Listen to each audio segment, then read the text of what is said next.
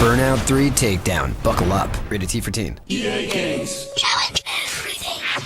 There is a very specific reason to why I showed you that ad. So prior to the days of me being StraightUpHippo, you know, I hadn't quite formed to that stage yet. I was a little ute, as the man would say. I'd come downstairs on a Sunday morning, back on a bit of Pimp My Ride on MTV, and I would always see this Burnout 3 ad. I never actually got to play Burnout 3 as a kid, only around friends' houses, and that was enough to give me that Burnout itch. I envied the people that had this game at school, knowing that I would come home unable to experience Burnout 3 again. And I know this sounds cliche and predictable to say, but they really don't make games like this anymore. I thought when coming back to Burnout 3 for this video that a lot of what I thought as a kid was going to be nostalgia glasses being put on, and I was going to kind of ruin what I thought of this game. And it's one of the very few games that I think if it was re-released today, it would truly stand the test of time. So why was Burnout 3 special then? Well, I think Alex Ward, the director of design on Burnout 3, can give you that answer in this little clip.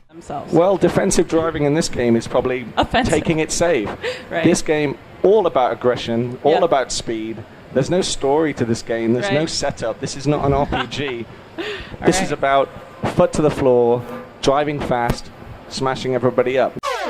Now, although everything Alex said is definitely true, Burnout 3 from a gameplay perspective is more than just crashing into things. Especially in late game, Burnout 3 kind of turns into car boxing. I mean, just look at this encounter I had.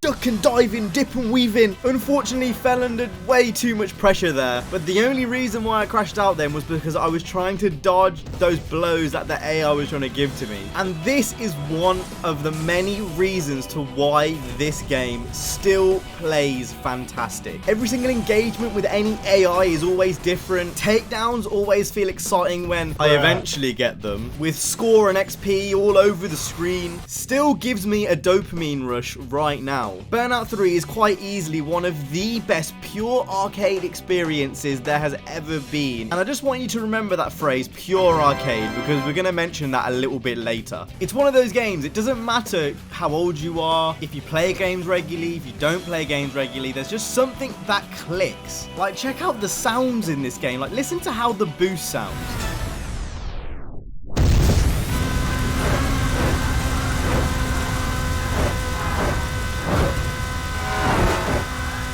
This sounds like a flamethrower. Enhances absolutely all of your senses. It's sensory overload. The sound guys overall just need a big round of applause, because even in 2020, I'm surprised they got some of this to sound so good on a PS2. Like, just listen to how the sounds here are different between each car.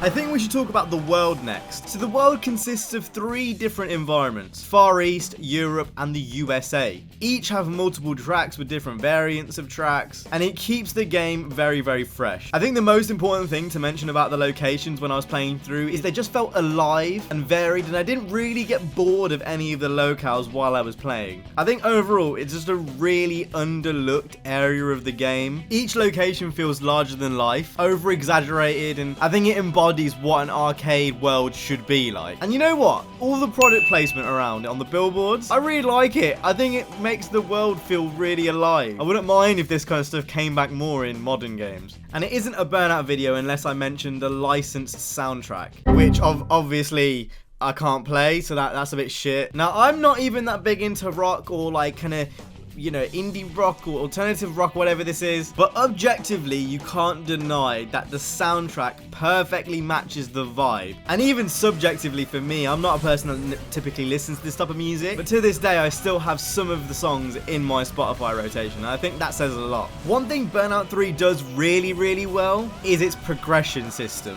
It hits that really fine balance of becoming a grind and having too much thrown at you. It's like just as you start wondering when I'm gonna unlock the next car, you're one race before doing it. Some of the late game does get a little bit tiresome, but for games that came around in this era, I can imagine this would probably be seen as a walk in the park. Speaking of cars, there's over 32 to unlock with different types of variants, from tuners to coupes to supers. Overall, the progression's really nice. The cars and the difficulty don't really spike, they just get progressively harder. And I personally don't mind the rubber banding in this game. It adds to the kind of sparring thing I was talking about earlier with the car boxing, and it makes engagements with any of the AI a bit more interesting. One thing that would have been nice to see is it would have been nice if there was an RGB slider with some of the cars. It's a bit annoying when you have to pick like between blue, red and white. Like, what if I want yellow? The cars aren't even licensed, just give me it. But I'm honestly nitpicking here. And honestly, when I sat down to do this review and I looked at my Google Docs, I really struggled to come with negatives. And apparently so did the critics.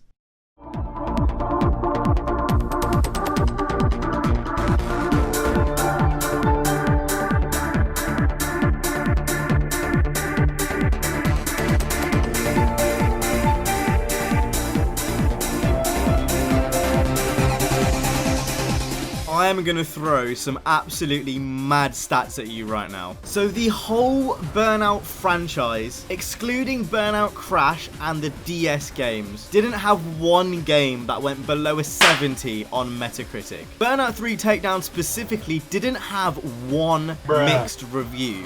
They were all green.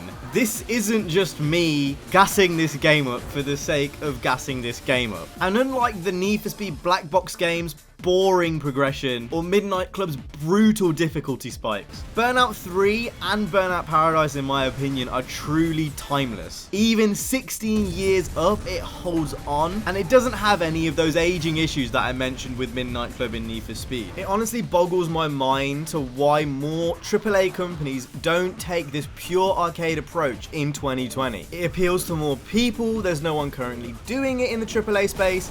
Doesn't make any sense to me. Obviously, Alex Ward, who we saw earlier, now has moved on to create his own studio with a bunch of other Criterion originals, which we will talk about a little bit later. But on a AAA scale, there really isn't anything released like this. This is one of the few flawless racing games out there, and I honestly do think if this was re-released today, it would cause pandemonium. And Burnout 3 also did something which, even to this day, not many racing games have done. The physics, the world, the crash mode, which I've hardly talked about here and honestly deserves its own video, the split screen multiplayer. All of these things not only made the game fun for people who are already interested in cars, but a whole new bunch of people that have no interest in racing games. This is something which I can't say about any racer that is currently released in 2020, whether it's Forza, Need for Speed or otherwise. And this comes back to what I was saying about pure arcade. Just like an arcade cabinet, this is a game made for everyone. Burnout 3 epitomizes the metaphor easy to pick up, hard to master, and its legacy still lives on.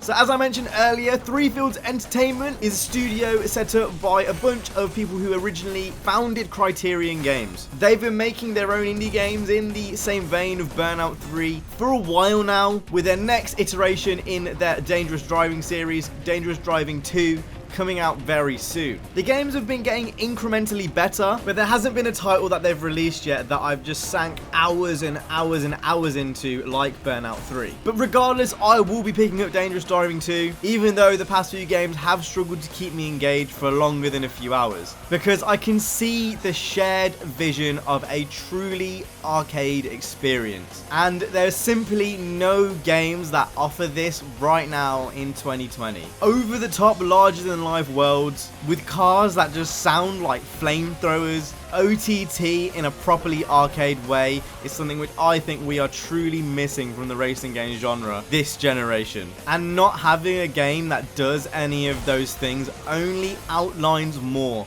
why Burnout 3 is one of the best closed-track arcade races we have ever seen. And if you haven't already played it, go pick it up. You can pick it up for dirt. Xbox 360 emulation, you're doing yourself a disservice. Go and try out this game. And that's it for today's video. If you guys enjoyed, if you did, hit the like, subscribe. Let me know what you would like to see these kind of documentary style videos on next. I will see you guys in the next one. You guys have been awesome. Stay safe and peace.